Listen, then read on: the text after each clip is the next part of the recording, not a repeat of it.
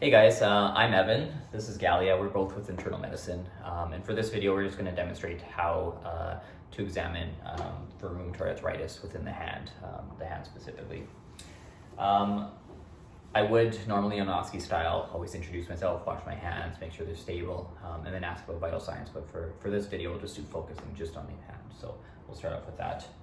On inspection, just grossly, just looking at the hand, you want to note, is there any kind of obvious swellings, erythema, is there any kind of joint deformities that really just stand out at you before proceeding with the exam.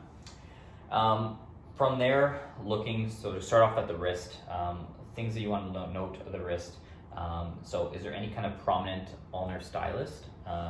And so the ulnar bone, what you want to do is you actually want to stabilize it underneath with your fingers. And then you'll press down at the ulnar stylus and you'll feel, and so this is described as piano key sign. And so in a normal individual, you will have some laxity to there, but if there's significant reducibility, then that's a positive piano key sign.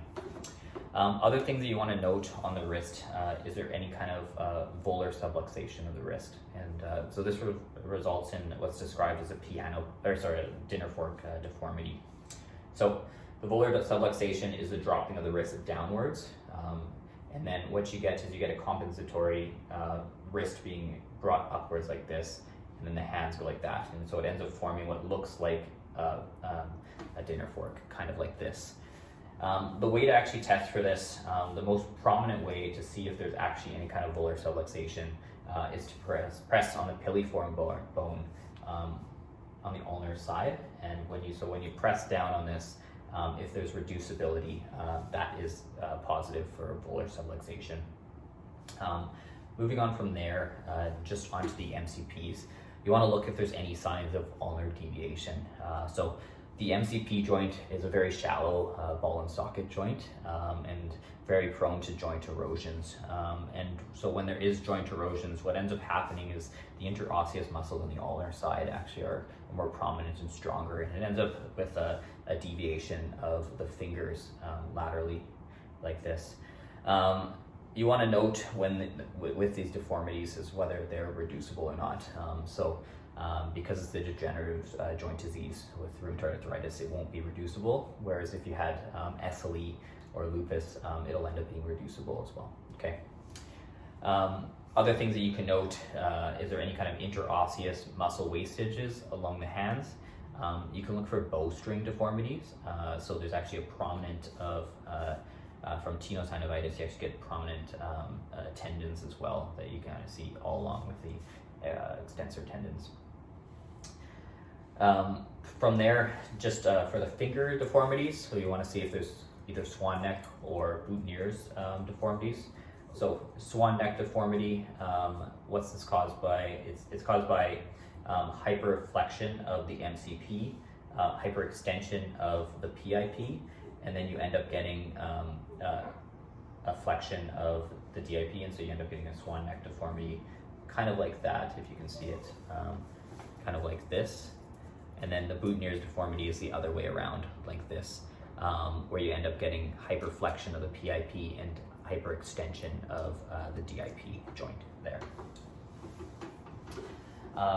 From there, you also get joint deformities within the thumb as well. And so they'll call it a Z deformity, which is very similar to the Boutonnière's deformity, where you end up getting, so first of all, with the thumb, you can again get volar subluxation with the thumb coming down like this, and then you end up getting, hyperextension of the thumb this way as well.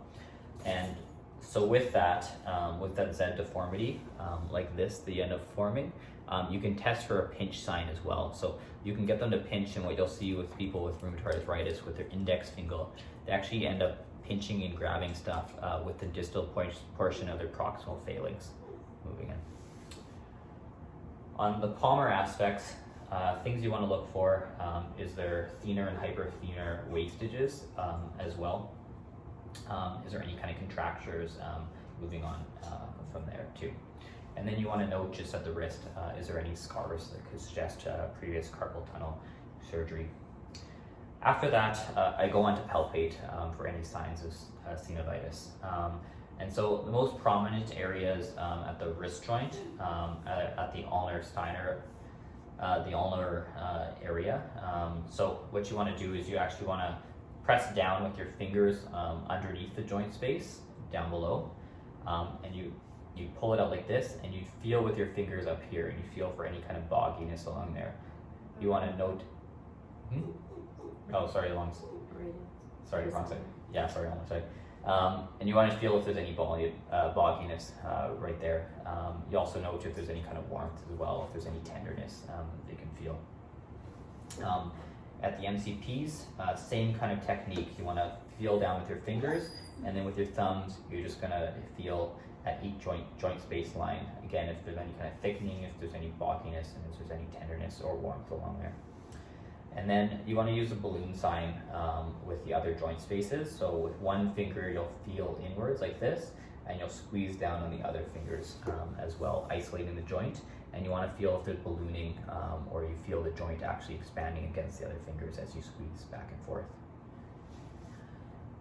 After that, we just want to do some range of motion testing. So with the wrist, I'll get you to just flex your wrist all the way down. The wrist should be able to flex about 90 degrees, and then I'll get you to extend. It should be able to extend about 20 to 30 degrees. With radial deviation, so if you could just bring the wrist this way, radial deviation is only about 15 to 20 degrees, and then ulnar deviation is about 40 to 50 degrees. I'll get you to flex your NTPs, and so with that, flexion's about it's about 90 degrees, and then if you can extend it as well, and it says you can hyperextend or extend the MCP about 30 degrees. Deviation on each side is about 35 degrees each way, so you'd want to be doing that each way. You should be able to flex the PIPs, those should be able to flex actually 110 degrees. And then the DIPs can flex between 50 and 80 degrees, and then extend approximately about 10 degrees there as well. And so you'd want to do that both actively and then also with passive, where I would move them as well if there's any kind of restrictions that I'd suggest. Along with that, when I'm always moving the joints, you want to just see if there's any kind of catching of the tendons as well. And so catching the tendons could be caused by any kind of rheumatoid nodules along the tendons that can cause catching. The last thing that I want to get you to do is just making a fist, and I want you to make a tight fist, as small as you can. First thing you want to note, are they able to move their fingers distally from the most distal palmar crease, and that's a good test right there. And then I also want you to bury your nail beds in, so if they're not able to cover up their nails when they make a fist, then that's also a positive finding for rheumatoid arthritis. The last thing that you can do is you can do a bunch of functional tests. So you can get them to try to use a zipper, picking up a pen and writing, or even using the doorknob or something. And that would just be a good functional test just to see how they're functioning. And that concludes my rheumatoid hand examination.